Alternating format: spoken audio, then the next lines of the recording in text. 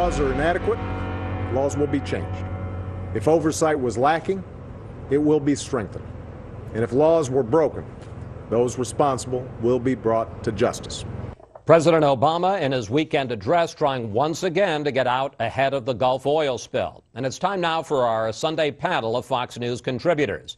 Bill Kristol of the Weekly Standard, Mara Liasson of National Public Radio, former White House Press Secretary Dana Perino, and Juan Williams, also from National Public Radio. Well, I think it's fair to say, Bill, it was a tough week for the president, growing criticism over his response to the Gulf oil spill, growing controversy over the White House offering jobs to two Democrats in Colorado and Pennsylvania to try to get them out of contested primaries. And suddenly the new narrative in Washington is that the vaunted Obama team is a bunch of bumblers. Fair? No, I mean, I think it's always a good idea as a staff guy, let me defend the Obama staff guy, former staff guy. The staff always get too much credit and too much blame. And ultimately, President Obama made the decision about how to handle this, the Gulf oil crisis. I mean, I do believe it when he says he personally has been running this from the first day. That's my impression from talking to people close to the White House. He presumably, has confidence in his chief of staff and deputy chief of staff, and told them to try to clear the field of these, in these Senate races. He's the one who gave the Cairo speech a year ago. Was it a year ago, 2 days ago, which doesn't seem to have worked out so well in the Middle East. It's his stimulus package. So I don't think it's a problem of public relations. It's not a problem that the communications team isn't doing a good job getting their message out. It's a problem with the policies. Well, and there's also a question. It's interesting how that's turned from a compliment to an insult by the end of that. That's Bill's specialty. but I mean, it's also a question of crisis management, isn't it? Well, first of all, you're talking about two different things. Crisis management on the Gulf, definitely, and that's something that was beyond their control. The other things that they have... Well, the way to manage it wasn't beyond it. No, but this was a big, unprecedented problem. The other thing that happened to them, which got a lot of the criticism about the political operation, was the job offers to Joe Sestak and Romanoff in Colorado. Now, that was an unforced error, completely, I think. I separate the Gulf into a different category. But the fact is that was a kind of ham-handed political act. It's something that's been done by every single administration in the past to clear the field for an incumbent or a favored candidate. Then they proceeded to wait a very long time, an inexplicably long time, to explain what happened. And then when they did explain what happened, at least in Sestak, they didn't answer all the questions. And it's morphed, and we've all seen this movie before. It's now morphed into this call for an investigation. And this is what happens in Washington. I haven't talked to any expert who thinks something criminal or unethical occurred. However, the Department of Justice is going to be under a lot of pressure now to investigate it, if only to clear the air, to make sure no statutes were violated. And I don't know if they're going to be able to resist that pressure. It's always kind of the cover-up or the stonewall that gets you. Dana, Mark Penn, who was Hillary Clinton's top strategist in the 2008 campaign, has just written an essay for Huffington Post, and let's put up a part of it on the screen. President Obama's political career and clout have never been in a more perilous state.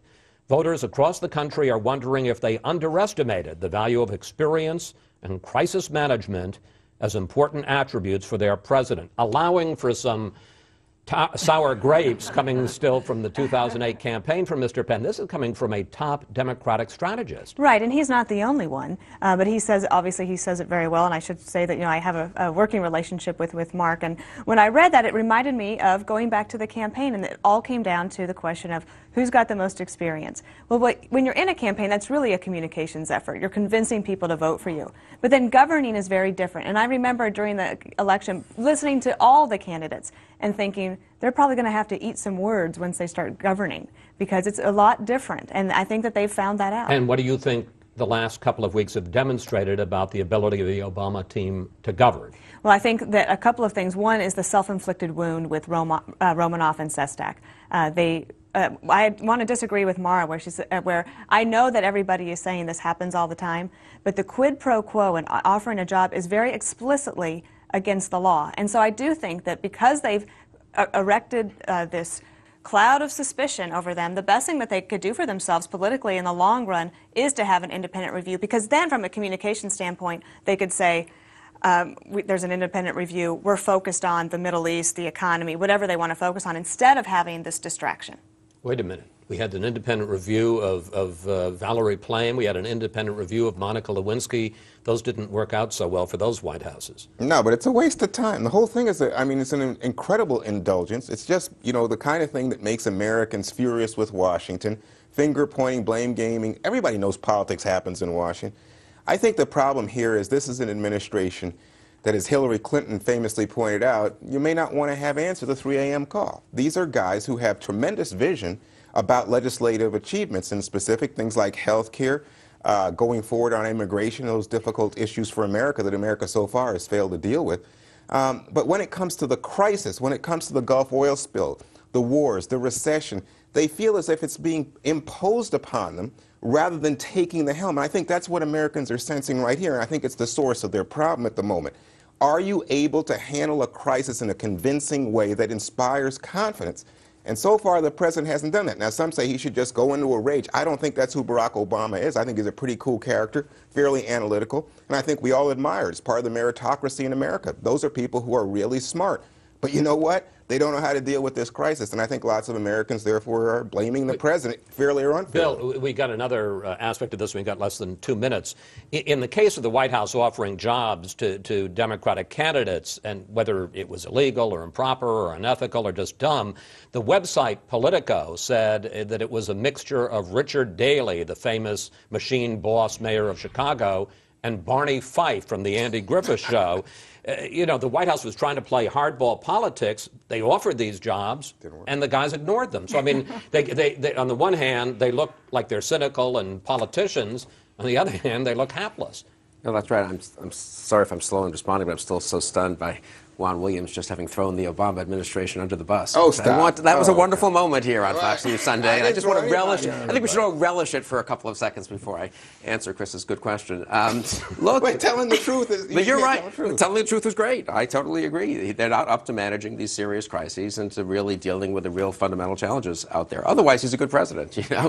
in terms of the... it would have helped if you're going to put all your weight behind Arlen Specter in a big primary in Pennsylvania. It would be helpful if Arlen Specter won the primary. Yeah, so it's bad. It's bad to muck around politically, do things that might cross the line or might not legally, and then lose. And now Andrew Romanoff in Colorado, who's trailing Michael Bennet, the incumbent senator, the appointed senator, seems to be using the White House attempt to pressure him in the primary to try to gain ground on the incumbent. I was going to say, Mara, I mean, to a certain degree, both of these Democratic insurgents, Sestak and Romanoff, are using as capital the fact that they stood up to the White House. Yes, but both of these stories came up kind of inadvertently. Romanoff and Sestak didn't go out to say, look, they offered me a job and I rejected them, I'm independent. That isn't how this, well, Sestak thing didn't say it in an interview. Sestak answered a question. He answered a question. He answered a question. But the ironic thing is, I agree with Bill. It would have been better if you go out to try to do something. What is it? If you go to try to kill the king, you better actually kill him. Effectiveness is always better than some reputation for ethics. But in Pennsylvania, in the end, they might have ended up with a better candidate. You can't say that it's better if Arlen Specter had been nominated. Look how damaged he was. I think Sestak actually has a better chance. Romanoff, I think, is trying to improve his image and trying to say, look, I rebuffed their entreaties, but I don't think he's going to win there. I think this is a real problem of their own making, as Dana said. And I think that an investigation, an independent investigation, always morphs into something bigger. You get into obstruction. That's a mess. Always more of a headache than it's worth.